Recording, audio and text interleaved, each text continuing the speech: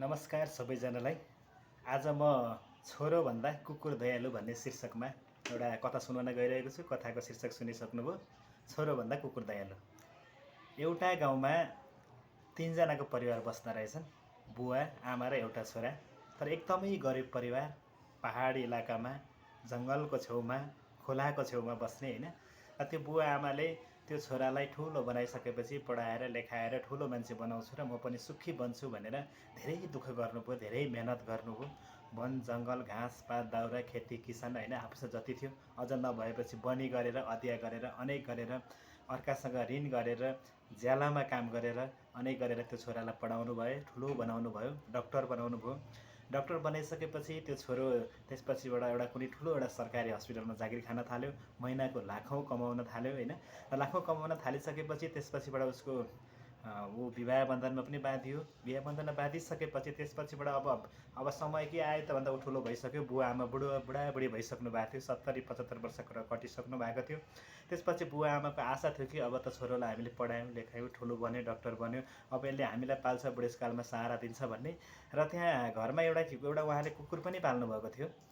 र त्यो कुकुरलाई चाहिँ उहाँले के गर्नुहुन्थ्यो भने छोराले खाना खाएर फालिसकेपछि अथवा आफूले कहीँबाट खाना खाएर यसो अलिकति बचाएर एक गाँस बचाएको, जम्मा बचेको एक गाँस मात्रै खाना खुवाउनुहुन्थ्यो। त्यही खाना खाएर भए पनि एक गाँस खाना दिएको छ भन्ने आशमा एउटा कुकुर बस्थ्यो त्यहाँनिर।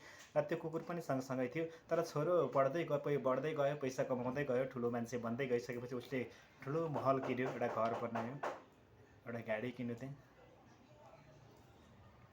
गाडी किनिसकेपछि ऊ सम्पन्न भयो हैन। र उसलाई अब एकदम सुख सयलमा बस्न मन लाग्यो। तर के भयो भन्दा बुवा मम्मी बुढाबुढी हुनुभयो, बुवा मम्मीको स्याहार गर्नुपर्ने भयो। बुढेसकालमा राल सिँगान खकाएर अनेक आउन थाल्यो। उहाँलाई स्याहारको आवश्यकता परिसकेपछि उसले 1-2 दिन त हेरचाह गर्यो। तर उसले के सोच्यो भने मेरो लागि यो बुवा आमा बोझ हुनुभयो, म सधैँ यिनीहरूको ख्याल गरेर बस्न सक्दिनँ, यस्तो फोहोरसँग बस्न सक्दिनँ भन्ने लागिसकेपछि उसले बच्चामा बुवा आमाले उसका कति फोहोर मैला सफा गर्नुभयो होला, कतिपल्ट के गर्नुभयो होला, त्यो कुरा सबै कुरा बिर्स्यो। तर उसले त्यसपछि उसलाई निर्णय के गर्यो भन्दा वृद्धाश्रममा लगेर राख्ने निर्णय गर्यो।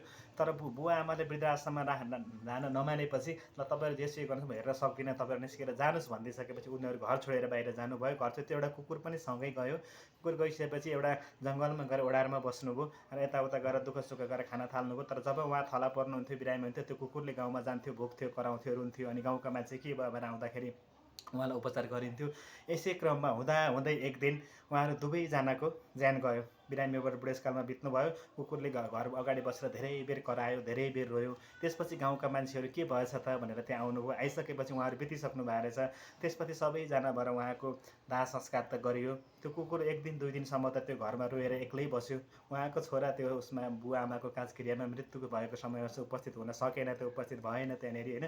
त्यसपछि त्यो कुकुर 2-4 दिन भइसकेपछि कुकुर सलक्क हरायो र कुनै धेरै पछि फेला पर्यो, कुनै जङ्गलमा गएर एकान्तमा गएर त्यो कुकुर पनि मरेछ। तर त्यो कुकुरले कम्तीमा के गर्यो भन्दाखेरि त्यो बुवा आमाको लागि छोराले भन्दा राम्रो योगदान गर्यो। उहाँहरूको सेवा गर्यो, रेखदेख गर्यो। तर आफूलाई सेवा गर्न रेखदेख गर्न कसैलाई पनि दुःख दिएन। आफू दुःखी भएर पनि अरूलाई सेवा गर्यो। जुन छोराले गर्नुपर्ने कर्तव्य थियो त्यो कुकुरले गर्यो।